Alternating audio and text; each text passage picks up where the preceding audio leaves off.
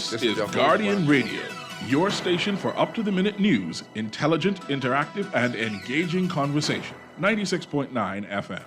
The views and opinions of the hosts and guests are their own and do not necessarily reflect the position of the management and staff of Guardian Network.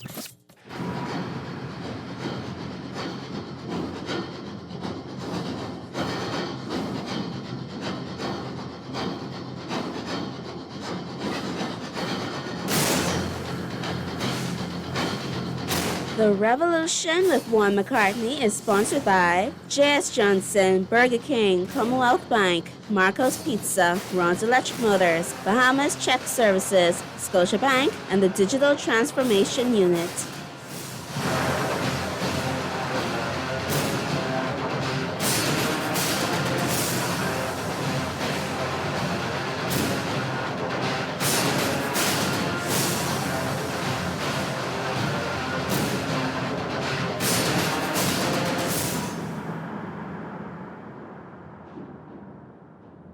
Good afternoon, ladies and gentlemen, and welcome to the Revolution here on Guardian Radio 96.9 FM. My name's Juan McCartney. So good to have you with us. I hope you all enjoyed your holiday weekend. Mine was all right.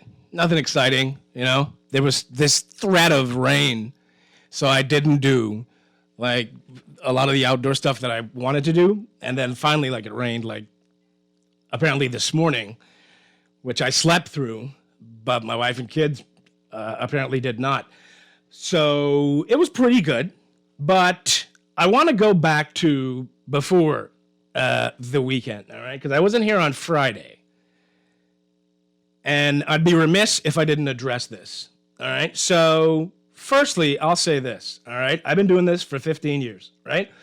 Now, what I have found in my time in being a journalist in the Bahamas is that there are a lot of people who are in journalism, there are a lot of people who are dedicated to journalism, but there are very few journalists working today who are fearless.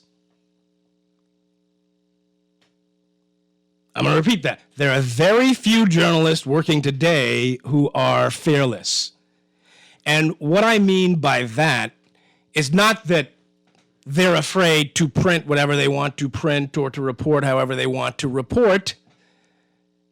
But there's a balancing act in the Bahamas in which you try to measure out how fulsome your reporting is, how honest your reporting is, right?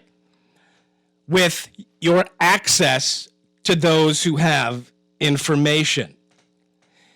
A fearless journalist doesn't make that calculation. They demand that we get information, and they demand that we be allowed to do our jobs. I don't want to start off this new administration having a bad relationship with the Prime Minister, the Office of the Prime Minister, or the Prime Minister's new press secretary, Clint Watson. I've known Clint just about all my life. We're cool, but I will fight anyone, any organization, any government, any political party, if I believe that something unjust is happening. And it's just got to be that way. That's just how I'm built. That's how I live. Now, I want to explain to you what happened on Friday. There was a meeting, which I was not invited to discuss guidelines that the Office of the Prime Minister and the new press secretary, Clint Watson, wanted to impose on media in terms of coverage of ministers and the Prime Minister. I'll go through it for you. He ultimately walked it all back, just about everything. But I'll go through it for you, and I'll also go through the accreditation process that they sent, and I'll explain to you what it is that they said. So I saw a lot of people who don't know what they're talking about on social media over the weekend commenting on this. Now, when the guidelines came out, they were put in our news group, and I already knew they were all over. And so I put them in the Bahamas Information Service group. And I said, why was I not invited to this meeting? Why wouldn't you talk about me? In case you don't know what it is I do, I'm telling you this, right? I'm the senior editor at the Nassau Guardian. Right? Khadija Dames is the executive editor. I'm the senior editor. So I'm involved in all aspects of news gathering, reporting, content for the newspaper, advertising even sometimes. We have departments for that. But the information that governs the running of the organization, I am intimately involved with. Okay? So I'm asking why I wasn't invited to this meeting. And then I explain that what is being proposed is impractical in nature. And I explained that we're not just going to abide by this because this would make the Davis administration function in a way that no administration previously has. Not even the Pindling administration. Pindling had no problem with speaking to journalists, right? In fact, I think he enjoyed the cut and thrust of the debate.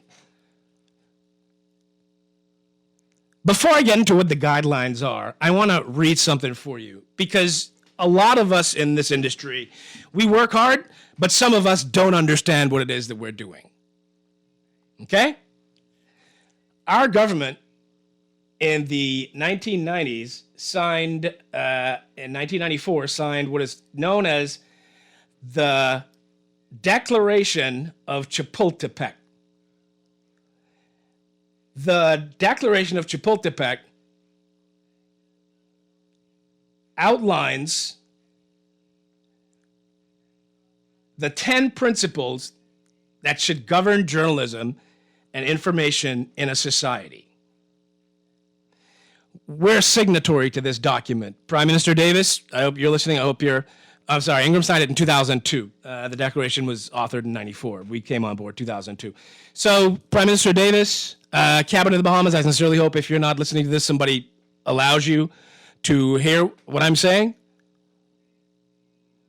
Here are the principles that we as a country have signed on to in the Declaration of Chapultepec.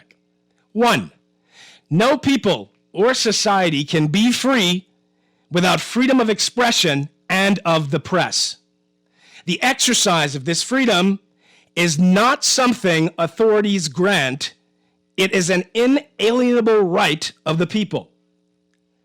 2, every person has the right to seek and receive information, express opinions, and disseminate them freely. No one may restrict or deny these rights. 3, the authorities must be compelled by law to make available in a timely and reasonable manner the information generated by the public sector.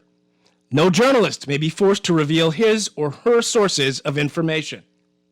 4, freedom of expression and of the press are severely limited by murder, terrorism, kidnapping, intimidation, the unjust imprisonment of journalists, the destruction of facilities, violence of any kind, and impunity for perpetrators. Such acts must be investigated promptly and punished harshly.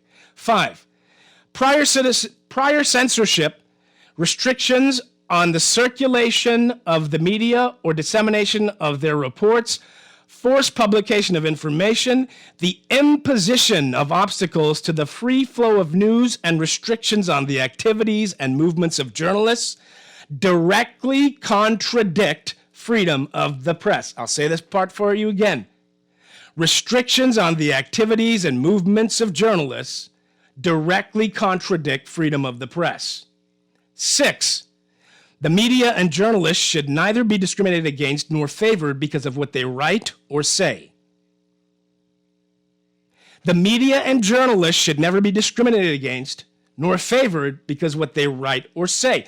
The last administration, the Minnis administration, discriminated against us, tried to denied us for years, almost absolutely, the publication of the Gazette, which is in law, because they didn't like the editorial positions we took that were critical of the Prime Minister. And he straight up punished us. The media and journalists should neither be discriminated against nor favored because of what they write or say. Okay? Number 7, tariff and exchange policies, licenses for importation of paper of news gathering equipment, the assigning of radio and television frequencies, and the granting or withdrawal of government advertising may not be used to reward or punish the media or individual journalists. The granting or withdrawal of government advertising may not be used to reward or punish the media or individual journalists. 8.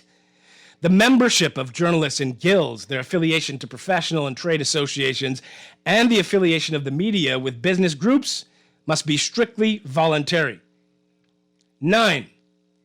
The credibility of the press is linked to its commitment to truth, to the pursuit of accuracy, fairness, and objectivity, and to the clear distinction between news and advertising. The attainment of these goals and the respect for ethical and professional values may not be imposed. These are the exclusive responsibility of journalists and the media. In a free society, it is public opinion that rewards or punishes. 10. No news medium nor journalist may be punished for publishing the truth or criticizing or denouncing the government. Let's talk briefly about Principle 1. No people or society can be free without freedom of expression and of the press. The exercise of this freedom is not something authorities grant. It is an inalienable right of the people. And they break the principles down by contribution. So let's look at contribution to Principle 1. As for its origin, freedom of expression and of the press must not be subject to the whim of authorities or of the written law. If freedom of expression and of the press were to be established only in current laws, their content and protection would have a precarious basis. Let's look at Principle 6 real quick. The media and journalists should neither be discriminated against nor favored because of what they write or say. Okay? If we look at Principle 6, we see the following definitions. 1, discrimination in any manner of making access to information difficult or denying such access when it is the duty of the state and its agents to provide it. Okay? Discrimination in any manner. I'm reading this for you because I'm going to read you something, and you tell me if what we saw come out of the office of the Prime Minister lines up with the Declaration of Chapultepec that we're a signatory to.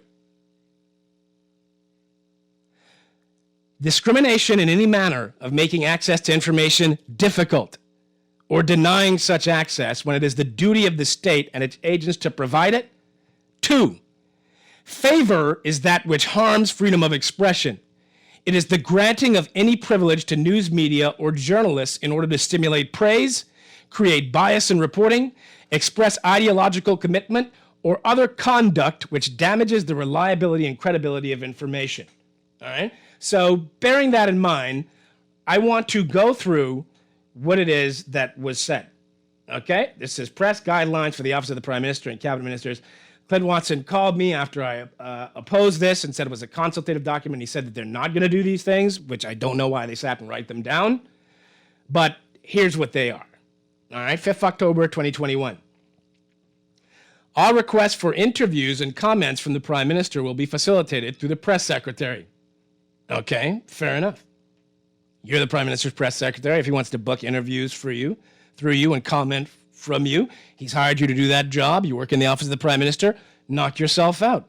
He's going to perhaps limit his interactions with media if this is the only avenue through which we can get him. But it's perfectly fine if you want your secretary to schedule interviews for the news media, your press secretary. Here's the next one. All requests for interviews and comments from cabinet ministers should be facilitated through the office of the press secretary. Okay, so first of all, that's not going to work, okay? I'll explain something to you. Well, let me read this for you. So we're not going to go through you to get interviews and comments from cabinet ministers. That is absurd. There are 22 cabinet ministers and 1 of you. It is absolutely impractical. To even suggest it makes no sense. Let's go further. New guidelines. Absolutely no interviews should take place while the Prime Minister or a cabinet minister is attending an event unless pre-approved by the office of the press secretary or the minister. This also makes no practical sense. Let me let you in on a little secret. The only time a cabinet minister does not want to talk to the press is when there's a matter for controversy and they're asked to address it. And that is, in fact, the time when they should be talking to the press and most willing to be talking to the press to address the controversy. All right? I'm going to hip you to something so that you understand. These cabinet ministers want to be in the news. They want their picture on the paper. They want the Jamal Rule to draw cartoons of them. They frame them. They love it. They want to be on television. They want to be on radio. They want to be seen as the person. Someone has suggested to me, well, the cabinet ministers are not the subject matter experts. The permanent secretaries would be. I dispute that, but let's just say that that's true. In our society, permanent secretaries do not speak to the media. The bureaucrats don't talk to the media hardly ever. You have some instances where that doesn't happen, like the financial secretary, Marlon Johnson, would have spoken, Simon Wilson, he spoke recently. But by and large, unless directed to speak by the minister, the culture in the government of the Bahamas is the minister speaks, whether he's the subject matter expert or not. If you dare to speak on a policy issue outside of having the minister's approval for it, see where you're going to get. Let's continue. Random cabinet office interviews will be discontinued and replaced with a structured cabinet press briefing at the briefing room at OPM. I have no philosophical issue with that.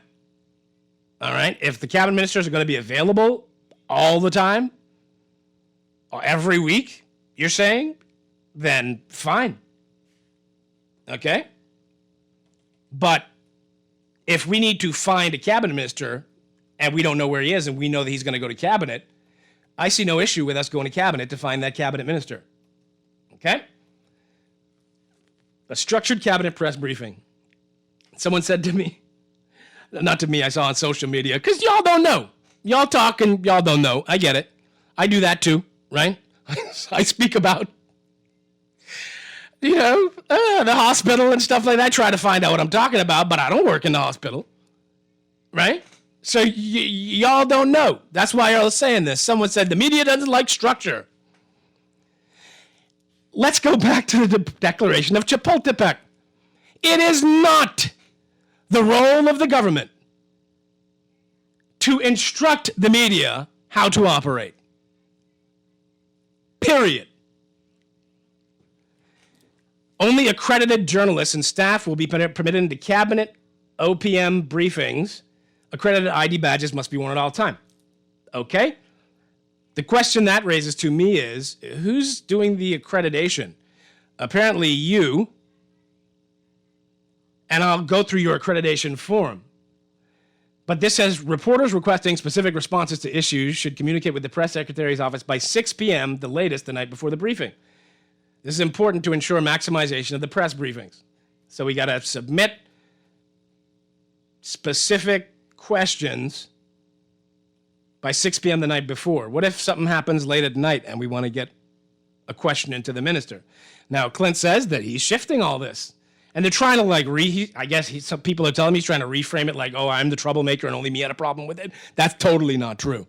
In fact, they screenshot like the conversations from the BIS group. I know how to screenshot too, And all you people in the BIS group who are afraid to say anything, who are DMing me,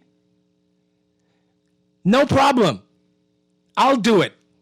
I'll be the fall guy. I'll be the guy who stands up for what is right.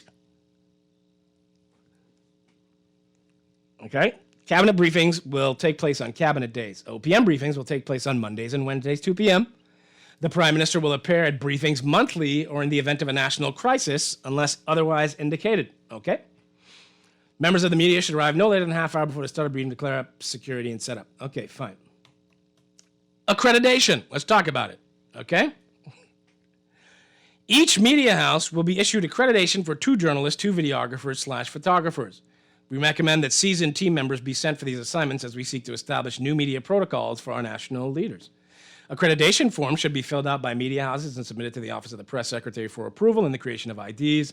Should there be a change to media personnel, a new name should be submitted through the application process, and the previous ID surrendered to this office before a new one is issued. Okay, so let me help you to understand. An accreditation process for an organization like CNN that has hundreds of people working for it, I could understand. And you say, okay, well, hell, Jim Acosta is our dedicated White House correspondent, chief White House correspondent. So we're going to get him accredited through the White House, all right? And the reason the White House does accreditation is to make access easier for these journalists because the White House is an incredibly secure location. So every journalist has to be vetted, XYZ, because the security level threat to the President of the United States is extraordinarily high, right? There's no security concern that I'm aware of as far as our talking to the Prime Minister in the Bahamas as it currently exists. If you say that, then you'd have to show me some sort of police intelligence that says that there's a security risk with us talking to the Prime Minister without being accredited,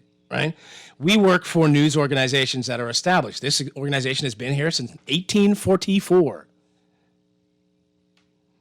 All right? We're going to hire people who we believe can do the job.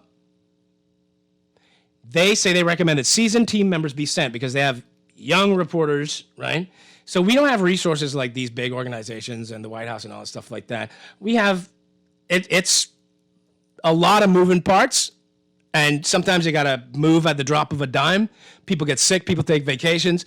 So all of our journalists, our position is, should be allowed to attend the press briefing. Now, if you're saying only 2 can attend that day, or only 1 can attend that day, fair enough. But let's talk about the accreditation. Here's what the accreditation asks. This is what you need to fill out to get accredited to cover Prime Minister's press briefings. Name, date of birth, address. I know why you need my address. Media organization, position, contact office, mobile, years of service, right? Okay, I don't know why I have years of service. Let's go through the questions. Do you have any conflicts of interest in covering the Prime Minister or a cabinet minister? Yes or no? If so, please explain. What on earth does that mean? What constitutes a conflict of interest in covering the Prime Minister or a cabinet minister for someone working in a media organization? If you have a conflict of interest working in a media organization, then you simply try to stay away from dealing with that particular cabinet minister. Maybe that's your dad, you know, or it's your uncle. And so you shouldn't be reporting on it because you can't have a lot of distance with it. Maybe that's you know, a part of it. But you know, it depends. You got to play by ear. So, for instance, and many of you would know, the Guardian's executive editor, Candia Dames, is former Minister of National Security Marvin Dames' brother. And so when things come up, Candia with Marvin Dames, she'd normally be like, you deal with it, okay? Because people aren't going to be able to look at my work writing about my brother with an unbiased eye. So you deal with it. So that represents a conflict. Does that mean then that Candia couldn't cover the Prime Minister? By virtue of that, she doesn't get accredited by the Office of the Prime Minister? Are you a member of or associated with any organization or movement that has opposed government on any matter? Yes, no, if so, please explain. So, you're telling me that if I'm associated with any organization or movement that has ever opposed the government of the Bahamas, I cannot cover the Prime Minister. Is that what you're suggesting? Let's return briefly to the Declaration of Chapultepec. Discrimination in any manner of making access to information difficult or denying such access when it is the duty of the state and its agents to provide it. Favor is that which harms freedom of expression. It is the granting of any privilege to news media or journalists in order to stimulate praise, create bias in reporting, express ideological commitment, or other conduct which damages the reliability and credibility of information. How is it appropriate for the office of the Prime Minister, and I'm not trying to make enemies, but I've been doing this long enough, so y'all should know I'm not going to take it. And just because it's your party, you can't justify it for me, because things underlie the principles by which we operate. And if you don't understand those things, say that and allow me to explain them to you. But don't just speak as if you know, because you don't. That's not how this is supposed to work. The government is not to vet the media. It goes completely against the principles of freedom of information and expression. They are inalienable rights.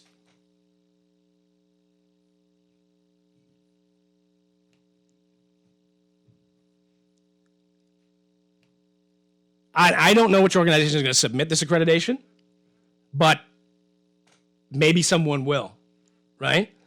Let me go back to the rest of the guidelines. We're almost through them, right? And I don't plan on dealing with this all day. They say send seasoned team members, right? And so they tell me the logic behind this is that a lot of young reporters ask dumb questions or uninformed questions. And that's true. Okay?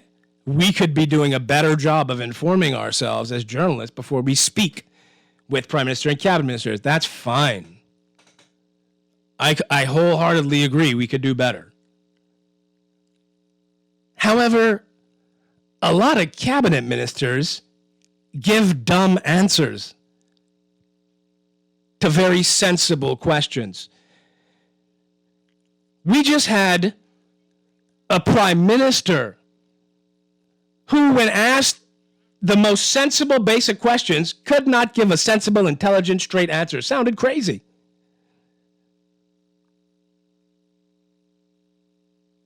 We all could do better. If a young reporter needs guidance, we can offer that guidance, but sometimes that's the only person who's available to go do the assignment. And when they ask dumb questions, we tell them, why are you asking these questions? They don't make any sense. You got to research this stuff before you ask them about it. Or I would give them questions to ask. And I tend not to ask dumb questions. Okay, interviewing protocols. All off-the-cuff and face-to-face interviews with the Prime Minister that are permitted at an event must be shot with boom stands to ensure social distancing with the leader and reporters. Anyone not in possession of such a device will not be permitted to participate in the interview. The press secretary or an officer from the OPM press office will advise at the event if the Prime Minister will be taking side interviews and the parameters of such an interview. Failure to comply could result in credentials being reconsidered from the OPM and Cabinet Minister press pool. Failure to comply could result in credentials being reconsidered from the OPM and Prime Minister's press pool. Back to the Declaration of Chapultepec.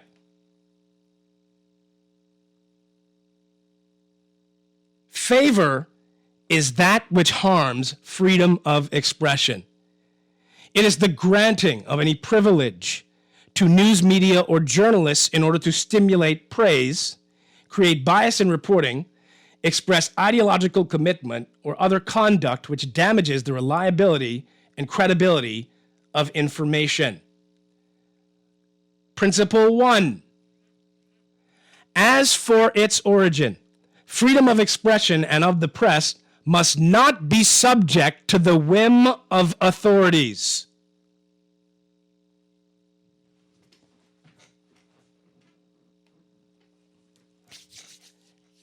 I'm not tripping off your boom mic.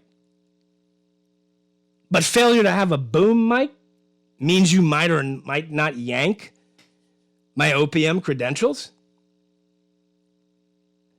Other COVID-19 protocols must be followed. That's fine. The Prime Minister should be addressed as Prime Minister Davis or Prime Minister.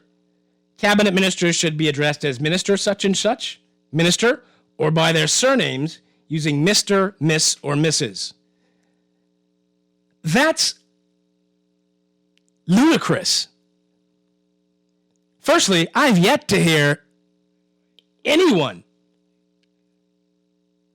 address Prime Minister Davis in any disrespectful manner who works in the news media. Maybe you know of an instance where someone's like, hey, Brave. That doesn't happen when we're referring to him colloquially as Brave Davis because the man said, call me Brave. Okay? But no one goes up to Brave Davis and goes, hey, Brave, what do you think about it? No. It's always Prime Minister, even if you have no regard for their prime ministership, even with Minis, the Prime Minister. We don't need you to tell us to use Mr. or Miss or Mrs. before addressing a cabinet minister. Get real. What do y'all want? But should we address him as most honorable before we speak as well? What are you talking about? I see people on social media, oh, it's disrespectful to refer to them by their last name. It's nonsense. It's no disrespect. How does it take anything away from them by calling them by what their last name is? You hear it all the time, all over the world.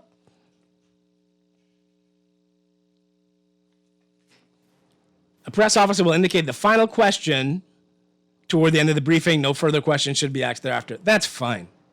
All right? So after the pushback, right, here's what Clint had to say. And again, I'm not trying to war with Clint. I just want what's right to be done. Okay? This is a solution in search of a problem. Is what this is. It says, earlier this week, I drafted new guidelines to form the basis of a discussion with members of the media and invited news leaders who regularly cover government to attend a Zoom meeting so they could provide feedback. I wasn't there, but okay. This says, the guidelines were drafted for the following goals in mind: to ensure that requests from media receive a response in a timely manner, to expand access to government officials beyond the biggest players in the media so that new voices can participate, especially during briefings, to make sure health and security protocols are respected during media-government interactions. Okay. In the past, journalists would camp out in front of cabinet hoping to grab a soundbite from a minister rushing on his or her way into the meeting. This was never an ideal system, but has become even more problematic with the cabinet temporarily located downtown and the media forced to block sidewalks on Bay Street. Again, I don't have a problem with structured cabinet briefings.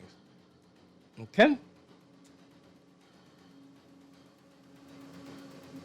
This says, to facilitate security at both cabinet briefings and OPM briefings, we will be providing accreditation to badges to participating members of the media. Listen to this. This will only enhance security for our officials. This will not only enhance security for our officials, but also reduce the security-related red tape and delays journalists have faced in the past. What delays journalists face in the past? I've been to the office of the Prime Minister 100 times for different functions. You sign in at the desk. The Defense Force officers who, we'll talk about Columbus in a minute, the Defense Force officers who guard the office of the Prime Minister, there's Defense Force and police there. They make you sign in. And if they don't know who you are, they often will ask you for ID. No one just traipses through the office of the Prime Minister. It doesn't happen. You won't get through the door without checking in with the guards. What is the security threat that you speak of? And how does you asking me if I have any conflicts of interest in covering the Prime Minister or a cabinet minister enhance security? How does you asking me if I'm a member or associated with any organization or movement that has opposed government on any matter enhance security at the office of the Prime Minister? I don't see any security questions asked. We got a break? Let's take a break. We'll be back.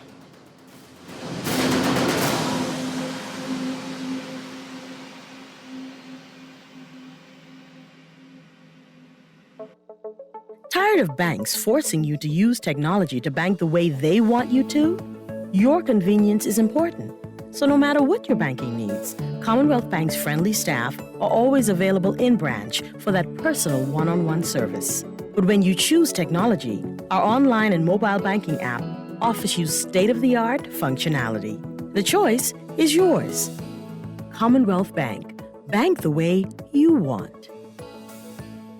Summer is heating up, and Burger King Nassau is bringing the flavor. Introducing our all-new take on a classic chicken sandwich, the Barbecue Swiss Crispy King. Our new sandwich is full of smoky and tangy flavor and features our crispy chicken patty with tangy chipotle sauce, onion rings, bacon, Swiss cheese, lettuce, and tomato, plus a smoky barbecue sauce on a soft potato bun. The new Barbecue Swiss Crispy King chicken sandwich with fries and a Pepsi is a summer treat you will love to eat, but only available for a limited time and only at Burger King Nassau, where taste is king. At Ron's Electric Motors, they repair and rewind all major brands of electric motors, including water pumps, generators and the generator's back end, welding machines, electric lifts, air compressors, battery chargers, and more. They're equipped to handle up to 850 kilowatts and rewind up to 450 horsepower motors. They're conveniently located on the corner of Wolf and Clarence Roads and are open weekdays 8 a.m. to 5 p.m., Saturdays till noon. They offer 24 hours emergency assistance. You can reach them at 242-356-0249.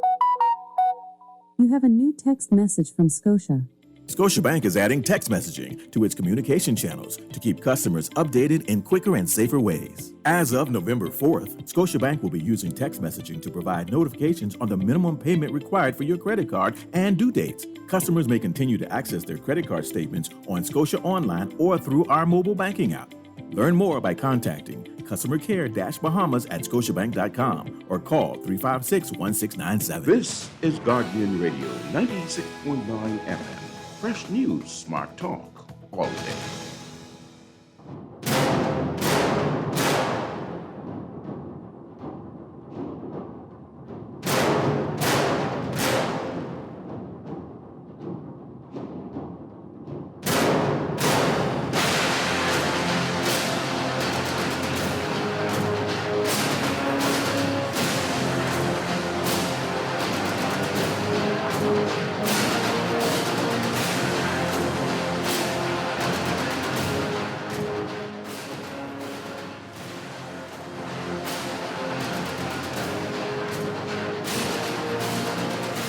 Welcome back to the Revolution, ladies and gentlemen. I'm Juan McCartney. So good to have you with us. So Clint goes on to say, and I guess, he's in his feelings, and that's fine, right? It is what it is, and we'll press on. This says they're not going to stop us from interviewing people at events and all stuff like that. If we want to, then go ahead and do it. They're not going to stop us talking to the Prime Minister. He's upset that he's saying it's a manufactured controversy. I mean, it ain't no manufactured thing for me. He says a free press is essential for democracy and national growth. While change sometimes fosters apprehension, we are confident that the press, the government, and the public will all benefit from greater professionalism in government media relations. Look, it's not that I don't like Clint. I love him. I love his parents. I know them. It's not that I don't like the PLP or the Prime Minister. I like Brave Davis a lot. As a person, he's only been Prime Minister a short while. We'll see how that turns out. I like him a lot. I know his children. Okay? It's that this is a bad idea. And that sometimes happens. People have bad ideas, and my entire point was, if you'd allow me to come to the meeting, I could explain to you why your intentions may be good, this hinders freedom of the press. And that is never a good thing. The winners of the Nobel Peace Prize this year were journalists. One in the Philippines, one in, I think it's Russia. Right? They are under constant threat, but yet they still publish. In Russia, the guy had 6 people killed who work for him. They throw journalists in jail. when you start clawing back freedom of expression and freedom of press, and his intention was to expand freedom, but I guess he didn't see how this would inhibit it. When you start clawing those things back, then we lose what makes our society democratic. All right? I'm not mad at anybody. Someone's like, a journalist told me that someone from the OPM was saying that cabinet ministers are mad that I threatened them, saying we have lots of ink and lots of airtime. It's no threat. We do. It's just an immutable fact. We have lots of airtime to talk about why this is a bad idea. Numerous cabinet ministers messaged me and said, I'm not abiding by that. So it would be remiss of me not to deal with this. This is not an angry rant at the Davis administration. It is to help you understand. And those of you in social media who are speaking to things you perhaps do not understand, why I oppose this. And I hope that you have a clearer understanding of it now.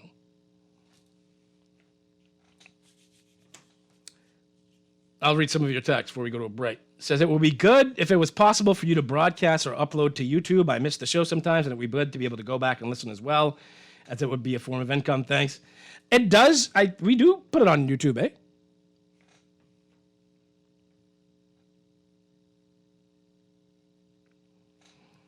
It says, Juan, it was a clear attempt. Every Friday they put it on YouTube. Juan, it was a clear attempt from the ride the wave government wanted to wash away democracy. Clinton knows why he rolled back on that communist policy. And my understanding is that the prime minister was unaware. He's not someone who restricts access to journalists. He used to have a monthly press briefing as leader of the PLP. You could call him and ask for an interview. He'd meet you at his office in the Bay Power building, the office of the opposition. And he would give you the interview and he'd speak to it. Brave Davis is not a man who is fearful of the media. In the most controversial of circumstances, he will speak to you and state for you his position. He does not run at all.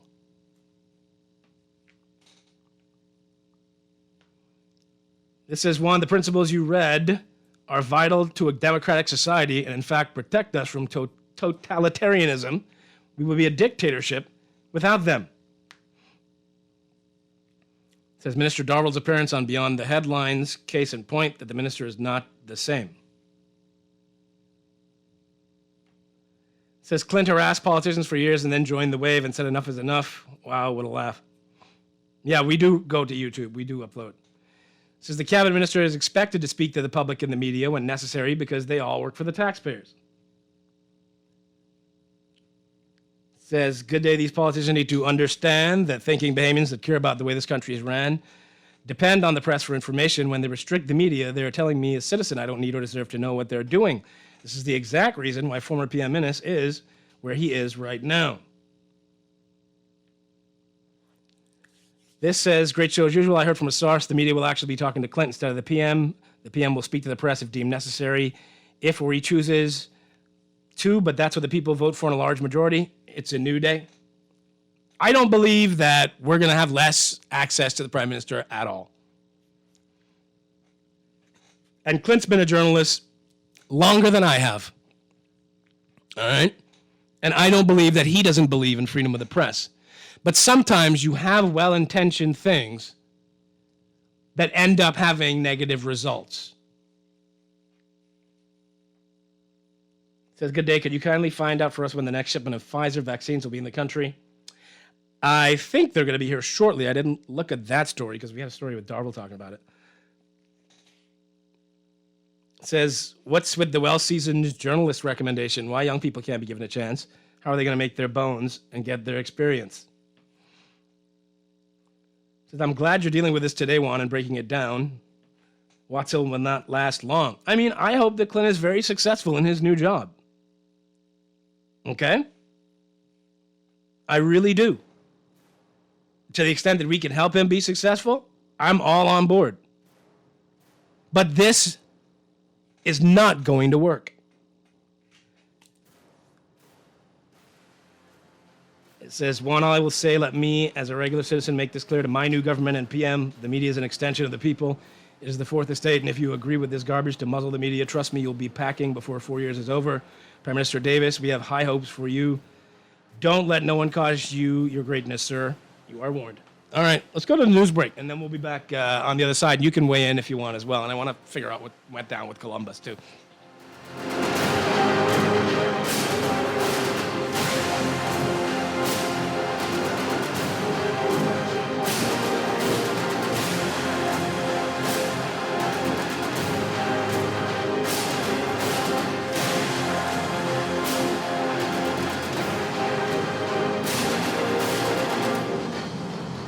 This is Guardian Radio, 96.9 FM, Nassau, Bahamas.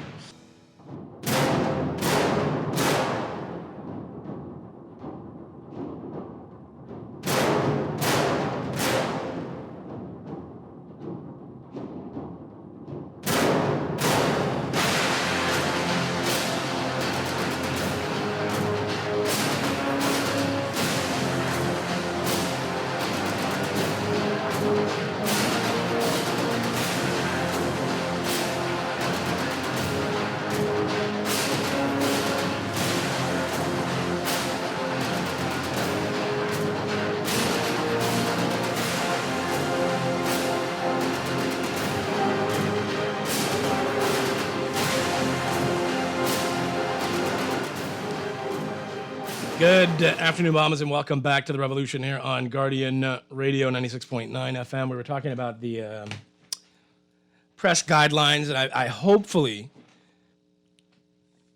clarified for you why it's a problem, because I saw a lot of people talking on social media. I don't comment on social media anymore other than to be like happy birthday or happy anniversary or my condolences or something like this. I just don't possess the desire to interact on it in that fashion any longer, or at the time, for the time being, perhaps, who knows, we'll see, but I don't get involved, right? And I was like, okay, everybody's going to have their thing, that's fine, all right? People are going to have opinions, and I'm trying to figure out whose opinion is actually informed to speak to this. So one person said, that's good for them. The news is always government and politics. The news is always government. Which country on this planet, democratic, communist, whatever, where the news is not dominated by what the structures of government are doing and by how policymakers are shaping the path for the country? Where does that not happen? It's just a problem with the Bahamas. Now, if you want to say we're lazy, I can accept that as a constructive criticism. Some of us are lazy. If you could say that we're not well-researched, some of us are not well-researched. I try to be. But to say we shouldn't cover what the government is doing, who on earth thinks that? You don't want to know what the government is doing when they're taking $3 billion of your tax money and spending it? You're not the least bit curious as to how they're utilizing that? You're not the least bit curious if people who got promotions will not receive them, or if they're going to delay them further? You're not the least bit curious about what the Davis administration plans to do? Seriously? You fault us for covering the government? In which country is the government not covered? Answer me that. And then we can talk.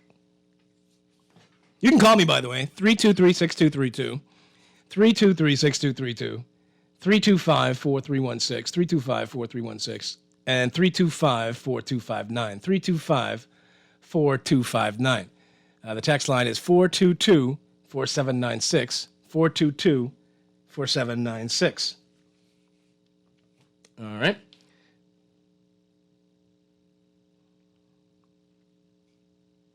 It says, as bad as this is, it's a shame it's still way better than Minnis, who refused to speak with the press.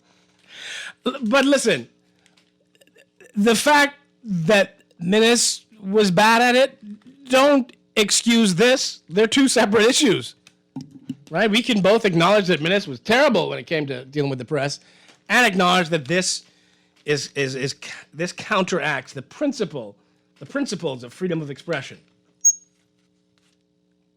Okay?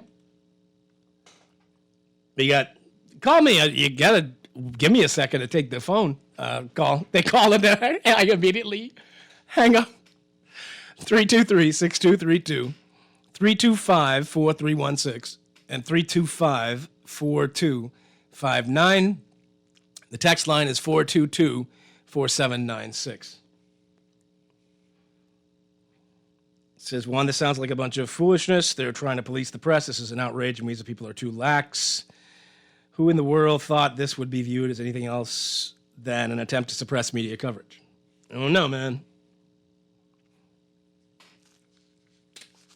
Let's go to the phone call. It's fine. Good afternoon. Welcome to the Revolution. A pleasant good afternoon, Juan. Hey, buddy. How are you doing today? I'm great. How's it going? I'm doing fine. Thank you very much. And good afternoon to the nation. I was listening to your, translation of what you found to be non-acceptable in the new regulations or the new proposed regulations, because as you stated, they're not going through.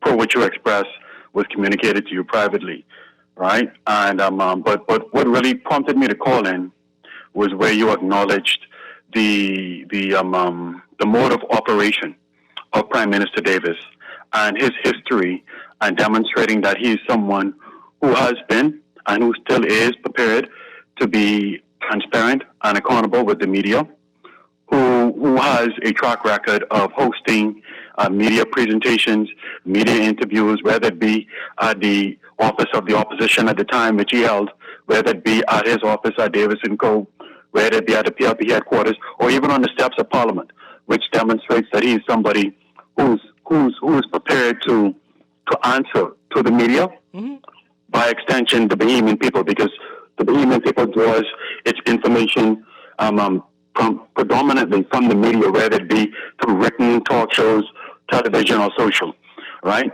And so I wanted to give you kudos for that, because I note that in many instances where corrections are being made to a particular challenge as it relates to opposition or government, the credit on the flip side is never highlighted or singled out to the individual in their mode of operation, which you chose to do today. And so I give you big respect for that. Thank you. Right?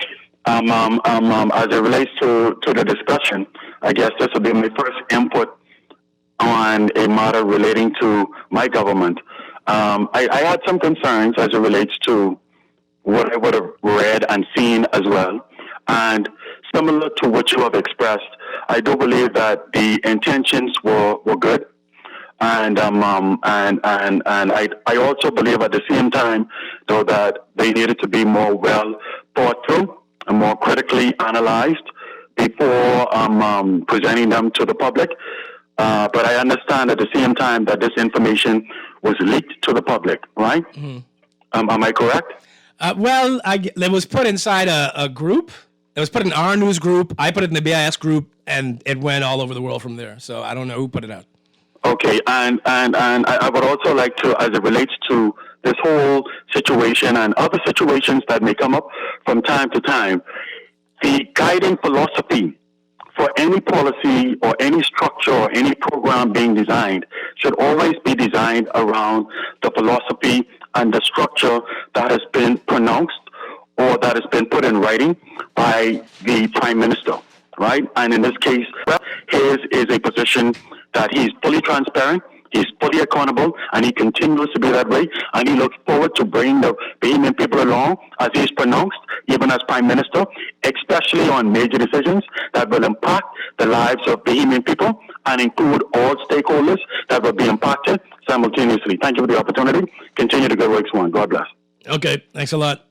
Let's do this. Good afternoon. Welcome to the revolution. Yes, good afternoon. Hey, how's it going? Hello? Yes, I'm here. It's Brother McCartney? Yes, sir. Hey, Brother McCartney. Yes, sir. I just called you, right? It ain't concerning what you're dealing with now, because they're trying to catch up with you for a little while, but I did one letter there with you about 2 weeks ago. You did? Yeah, Vincent Wallace, concerning our medical assistance. Oh, I don't recall that. Okay, well, tell you what. Hold the line and give Arlington your information. You're going to have to hold a moment for me. And give Arlington your information, and I'll try to contact you today, okay? Okay, thanks. I do apologize. People do send me correspondence. I try to get to them. I could be better at it. Emails as well. It says, good afternoon, tell Clint, get off his high horse. If the shoe was on the other foot, he'd be screaming.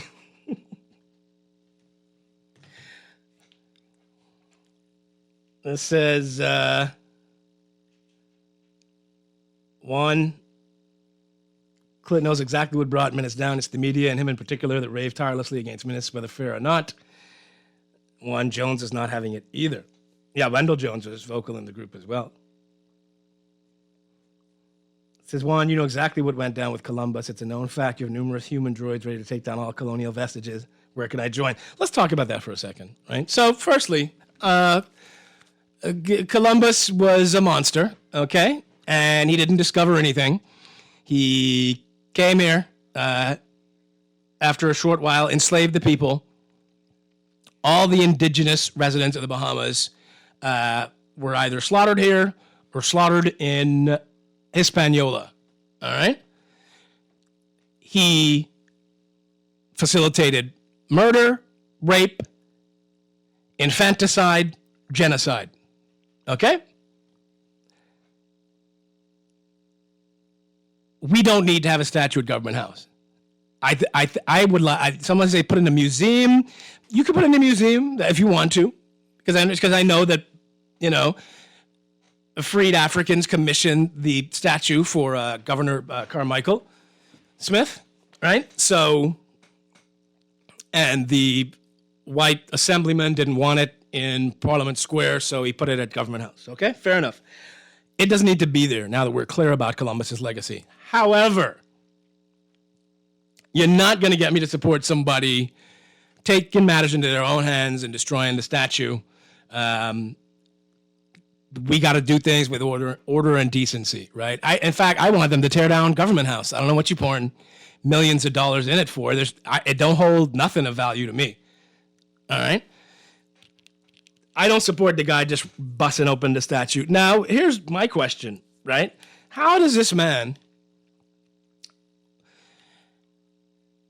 come on Government House grounds with a sledgehammer,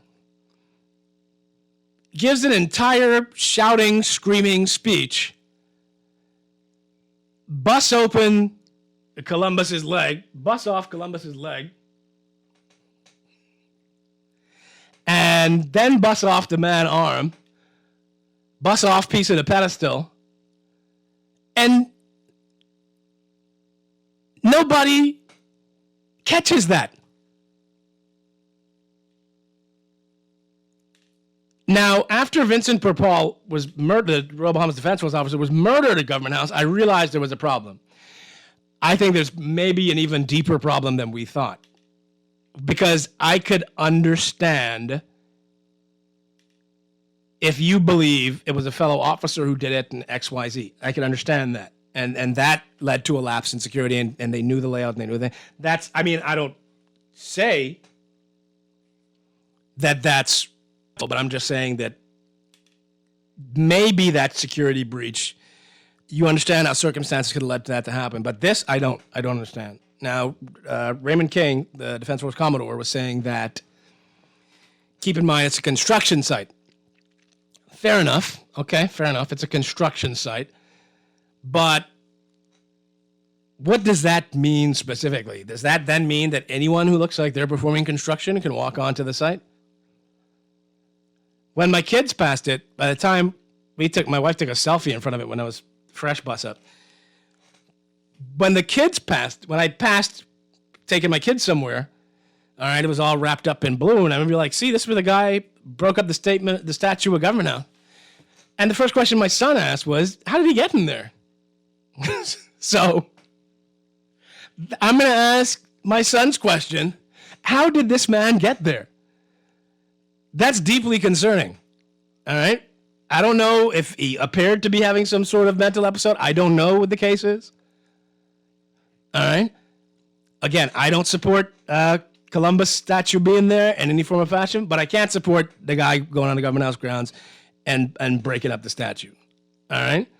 If you let that ride and that everyone's allowed to do these things, then, let's use our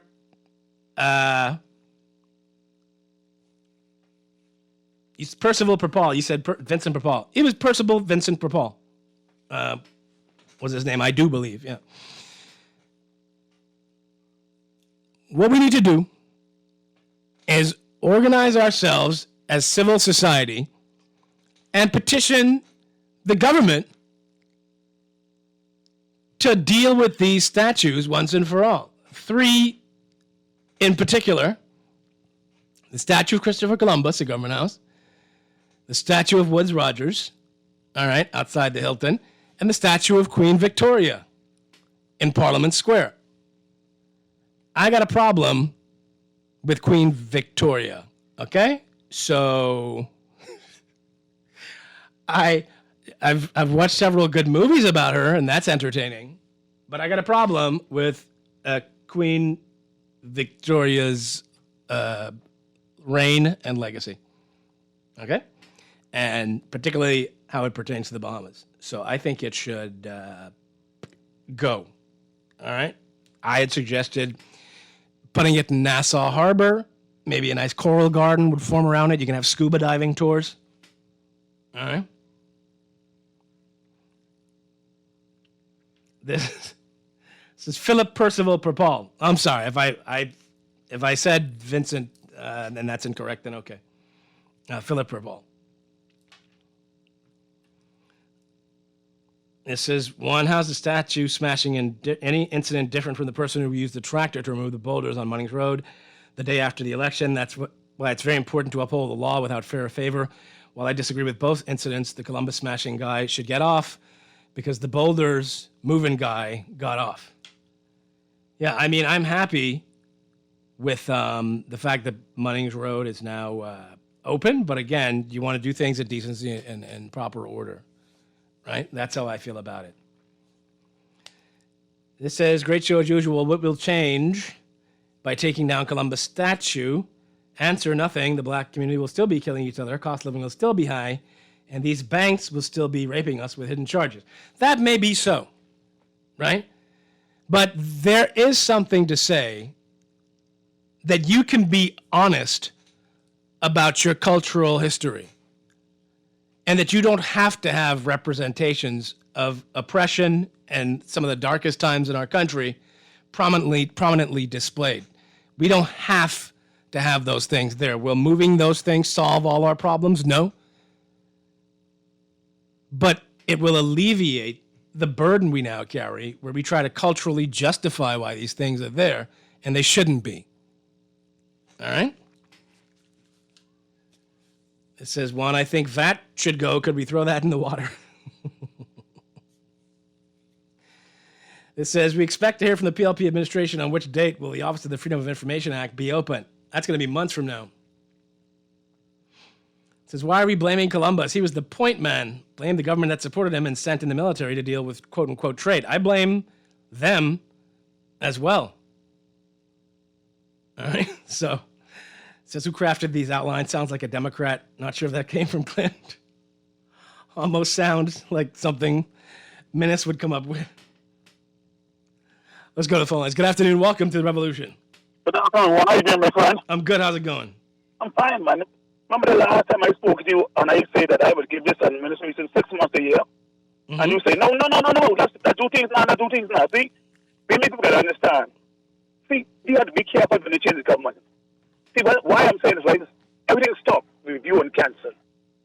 See, I know what I'm saying. It costs us the taxpayers money. Now, you know what happened, Juan? Now, you see why America, let's put this on this on this blacklist and stuff. Country too slack. Howard Taylor got killed up there by the embassy. This, that, that. They want really to fix this country. Nothing can change this country until 2027, when the real vehement persons are going to fix this country. Not the people who swear they listen to the Queen, her heirs, and her successors. The Queen ain't one but me and you and Juan and my children and grandchildren. No, not at all. See, we need to get this right. See, why don't they put that to referendum? After the people put it to referendum, if you want to move Columbus statue and all these things. Now, I can be fair with you. That's history. That's over 500 years of history. I can remember the Quincentennial, 500 years. We watched the world be this country. See, Juan, it's all about the education. We know that Christopher Columbus didn't discover in the world. He met people in this country, the Arabs, the Caribs, right? And what happened? He was given criminals to come to this part of the world because the Europeans think the world was flat and they drop off. See, it's all about teaching history. And you got to blame our own people. You got to blame our own leaders. It's wrong. They're teaching our people who keep Arabic, jackets, all kinds of focus, and the white people learning algebra, physics, commerce, home economics, and all kinds of things. That's why they're so far ahead of us, man, in life. One, we got to fix this country. Hamas is not a big country. Okay. We got plenty money.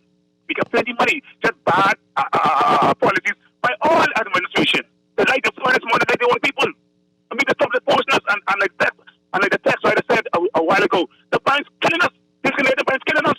This needs to stop. Juan wanted to be fired. They got over $10 billion in these banks and Bahamas and run out of people money at 3 or 4% interest rate, and they can't do it in their own country. Thanks for taking my call, my brother. Okay, bro. Good afternoon. Welcome to the revolution. Hello, good afternoon. Let's try another line. Hello, good afternoon. Hey, good afternoon, Juan. How are you today? I'm great. How's it going? Well, I think we need to be receiving restitution from Columbus's generation plus England for the 500 years plus of lies that we've been taught throughout our whole history of the Bahamas. Mm-hmm. And I don't condone what the gentleman did as a Bahamian, right? But I don't think he should be served no jail time. He should either be committed with a fine and some community service. But it's about time now we look at this thing properly and start to rewrite our own history instead of continue on a history we know is false. Thank you. Okay, appreciate it, my brother. Good afternoon. Welcome to the revolution. A pleasant good afternoon, Mr. McCartney. Hey, man. Sabaki here. Yes, sir. I have a suggestion in regards to the three statues that you mentioned. Mm-hmm. I think one of the big things, we get one of them big, long, 40-foot trailers, put all three of them on, march all three of them out of town in a westerly direction, and donate them to the Life at Key Foundation, and make sure they are behind the gates of Life at Key, where all those foreigners of that like kind who love to see those statues will be able to look at them all day. Maybe put them on the golf course in Life at Key, where only those rich, famous people could see it, and none of us could see it no more other than the security guards and the Filipinos that go down there. Have a good day. Okay. Okay. All right. It says, God save the Bahamas from these non-royal Bahamians who want to rewrite history. Well, we don't need to rewrite it. We just need to be honest about our history. This says we need to stop romanticizing and reminiscing about our colonial past. Columbus and Queen Victoria and them statues need to come from around here. I agree. I don't, you know. It says, is Minister K still at Bahamas Information Service? Is Kevin Harris still in charge of Bahamas Information Service? No, Kevin left, and he was replaced by Elcott Colby. It says, pirates expelled, commerce restored was once our motto. Yeah, it was Peru, I forget the Latin. So sad that commerce was slavery, and we still hold the man who made sure the trade stayed alive at high esteem. Was Rogers? Yeah. He oversaw slavery here. He You could argue himself captured and sold slaves, right? Good afternoon. Welcome to the revolution. Hello, good afternoon. No, let's try a different line. Hello. Yes, good afternoon. Hey, Vaughn, what's up, bro? Hey, I'm here, my brother. What's happening? I am great. I think personally, Mr. McCartney, we tried to, we did a video one time ago in front of Christopher Columbus. Listen to me. The brother might be wrong for destroying government's property. Mm-hmm. But Mr. McCartney, I think that should have come down years and years ago. Right. Because, and people texting and going on social media about why they bombarded with Columbus statue, the same people who's asking that question, do your diligent history. All right? Columbus did not discover the Bahamas. Nope. And people in schools are still teaching people that. Didn't the Arawak Indians here were here first? Yeah, they were. Okay, so how is it that Columbus discovered the Bahamas? Luca Kari. He didn't discover anything, right? He didn't discover nothing. So I don't know what we're talking about. And Mr. McCartney, if you know, which and I know you know, the history on Columbus by Google it and getting your facts and research. Mm. Listen, a person like Columbus, if people really, really know who Christopher Columbus was, you wouldn't even call his name. Correct. Because of the injustice that he did to the people of countries. In some countries, you can't even mention Christopher Columbus' name. And any place where his statues are around the world, at least used to be, they're down. Yeah, they've vandalized. The gentleman might be wrong for the destruction of government property. But listen to me, Mr. McCartney, I really don't care if I get condemned for this. I wish people could go. The next one they need to knock down is the one by the hotel right there, British Colonial. The next one, knock down all of them and put up some of our forefathers or people who you can say, well, you can tell your son or daughter, who's that daddy on top of that thing? Oh, well, that's prime minister or this one and that one who was a Bahamian. But if you tell people Christopher Columbus, he ain't do nothing for the Bahamas. Nothing at all. So those who on social media and call and talk shows believe Christopher Columbus, I wish you could clone everybody in Nassau and I could go on big crane and knock down every last one. I mean, I don't want them there either, man. Have a good day, bro. All right, I'm with you. All right.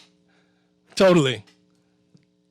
This says the right historian should revise the history of all countries, and in particular the Bahamas, during that era who saw it necessary to put up Christopher Columbus statues. It says, wasn't Queen Victoria in reign when slavery was abolished? Yep. Mm-hmm. She was reigning when slavery was there, too. So, I don't... good afternoon. Welcome to the Revolution. Yes, hello. Good afternoon. Hey, how's it going? Yes, I'm all right, sir. Good. Mr. McCartney, I want you to know that I condemn that act on the weekend, and I don't feel it was necessary, especially at this time, and at the point right now, I think, Bahamians are being so driven by this violence and this tyranny and this insurrection type of life. We need to get on with that. We're trying to fix this little country as best possible as we could. Those statues aren't doing us nothing much, although they have their own symbolic symbolisms. But ye without sin cast the first stone. You show me one Bahamian without sin to cast the first stone against a person that died over, that was supposed to have discovered this country over 500 years ago. Why are we trying to be the judge of whether his statue be there or not? That's nothing to do. Whatever it is, you understand me? Let's go at things that is going to make a better and a change in this country. I condemn that act. I don't want to see the statues up, which especially when they depict persons that did abuse and and enslaved our people. But in the meantime, I do not like to see condemnation and insurrection, tyranny, all these things. And persons exciting more violence. Listen, we already have problems now in our country. We need to get this country back on power and stop agitating foolishness. This is what the devil and those same persons that incite these riots worldwide, they are poisoning the minds and the hearts of persons to destroy their own countries. It's not commendable as a Bahamian, and I do not like it, Mr. McCartney, and I want the Bahamian people to be very aware and safe that we must put God first in everything we do. And however our actions were to take us, we should use that time to be motivated and motivate ourselves to doing good, doing well, because we have children in this country and we have people that we need to respect us and stay on that respectful level. Let's not drive ourselves to those little trivial, small things, Bahamian people. I love you guys. You all have a good day. Okay, thanks. Again, I don't condone taking, essentially the law into your own hands. It's government property. I don't want the statue there. I don't want Government House there. It says if we get rid of the statues, we might as well get rid of the forts. No, the forts, I think, tell a much needed story about the actual history of the Bahamas. One can argue that Government House does as well, too, but it just stands for so much that I oppose. The statues are just us honoring these people. And I don't think we need to. Right? It says, Juan, I'm going to take a boat to Spain, and wherever I land, I'm going to claim it as Bahamian land. Try that. Let me know how that works out for you. It's the same thing with UK land. Let me know how it works out for you. This says, Juan, in the old days, an officer would be facing and watching that statue 24/7. A guard's always supposed to be watching that gate and entrance to Government House. Yep, agreed. It says, Juan, all of us have sin, but not all of us have statues praising us. Correct. Let's take another phone call. Good afternoon. Welcome to the Revolution. Yes, good afternoon, Mr. McCartney. How's it going? Yeah, blessed. I agree with the last texter because, I kind of, in the 50s, so I knew officer used to always be in front of the Government House, with a rifle. Mm-hmm. And so the fact that they didn't have a camera and supposed to be in the dark ages as far as surveillance, and they take security for a joke. But what I wanted to touch on was the fact that the Treaty of Tordesillas was commissioned by the Pope in 1494, right? Mm-hmm. Which is 2 years after Columbus came back. So we know what kind of information he carried back for them in order for them decided to share the world in half and started the European wars. But the thing is, I'm not worried about the statue. I'm worried about what's coming at you. And so we still have these colonial stains in our brains. So it's really the living that I'm worried about. I really wouldn't like for the young gentleman to go to jail, but it's really beyond a statue. But when you look at all the different constructs and what the world is facing, right? Mm-hmm. I'm not going to be pacified by that.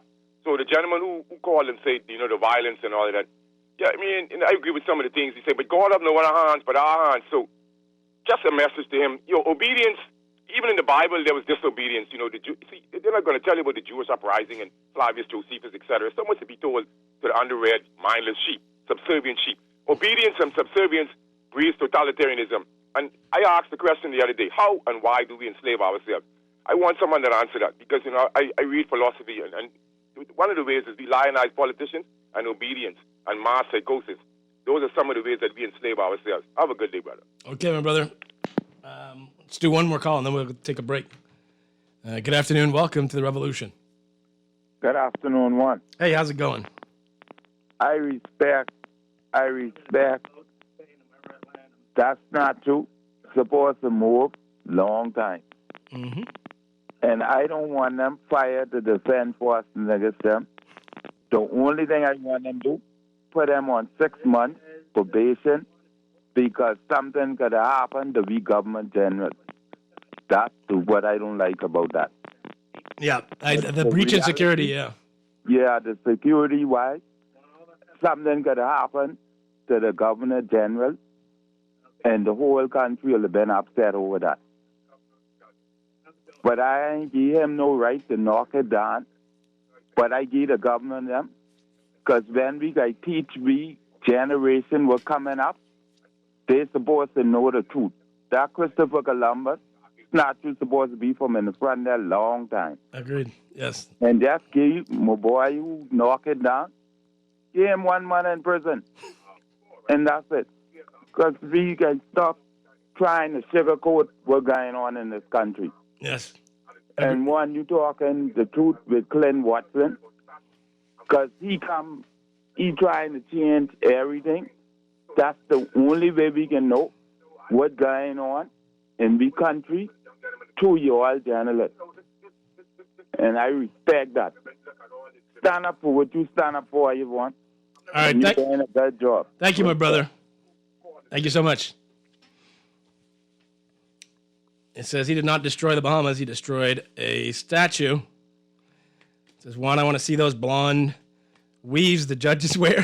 They all seem to be thrown in the bottom of the ocean. Yeah, I don't like the wigs either. Let's go to a break, and we'll be back on the other side.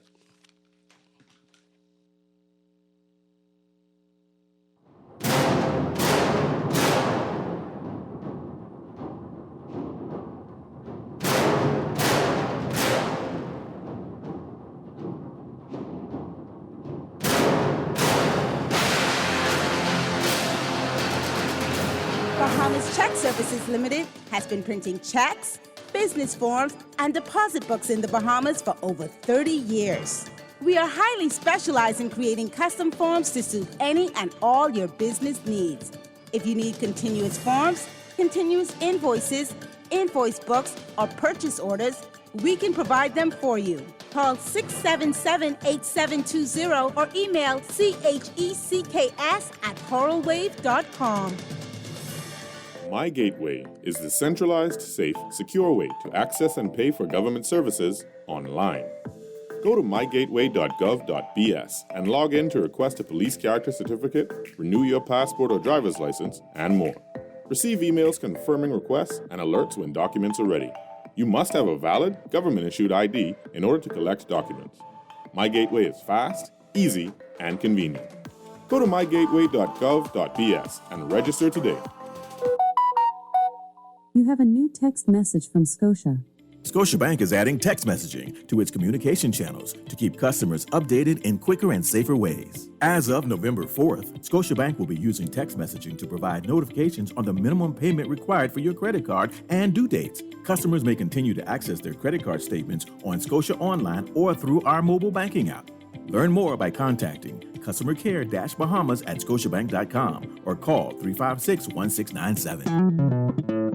Throughout our lifetime, we must all make decisions. No matter how we choose, the right one just needs to be made. Like having J.S. Johnson Insurance Agents and Brokers as your insurance partner. We've been serving the Bahamas for over 100 years. Whether you need home, motor, marine, or commercial insurance, make the right decision. Call 397-2100 or visit jsjohnson.com. J.S.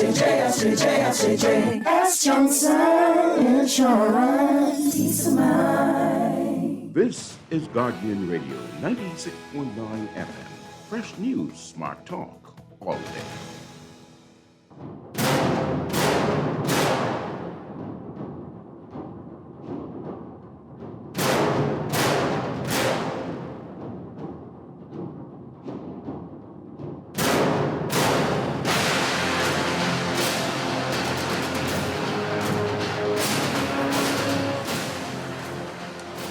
Good afternoon, Bahamas. Welcome back to the Revolution here on Guardian Radio 96.9 FM. My name is Juan McCartney, and we dealt chiefly with two things today, which is the vandalizing of Christopher Columbus's statue and also the proposed press guidelines. I hope I gave you a better understanding of it and what the implications are. Okay? This says, it is obvious that mostly black people don't understand the power of statues and images. When you honor a person by statues, it's a form of worship, and what they represent sends a spirit over the nation. This may be the reason why the spirit of murder is over this country, because that is what Columbus did. Oh. This says, question that I have that confounds me is how is it that a bulletproof vest becomes illegal? I can't conceive that Can Mr. Monroe strike that law down? Yeah, I don't understand why bulletproof vests are illegal. Anyway, why you need special permission to purchase a bulletproof vest? Like, what is the problem? Is it because you believe that they're going to go commit crimes and police can't effectively shoot them? Because what I see y'all packing could tear right through them vests. I don't get it. Now, if you tell me you got to register your purchase of a bulletproof vest, that's fine. You have to register your purchase of different things in this country for safety reasons. I totally get it. But I don't understand why you can't have a bulletproof vest, particularly for people who like work at businesses, et cetera, like that.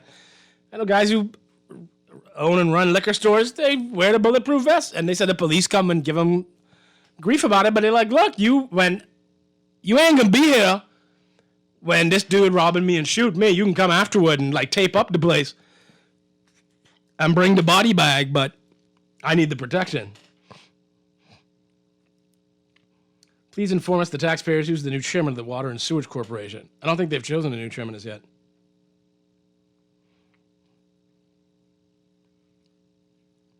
This is one, statues are not only designed to be celebrated, statues are symbols that represent an ideology that's designed to be etched in one's psyche, hence control. Agreed.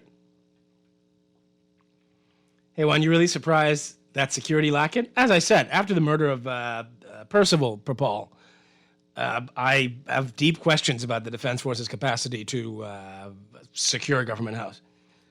So it did surprise me that old boy was able to like make a speech and holler and shout, and people were like videoing him from the street. But like, where was y'all? Like, real talk.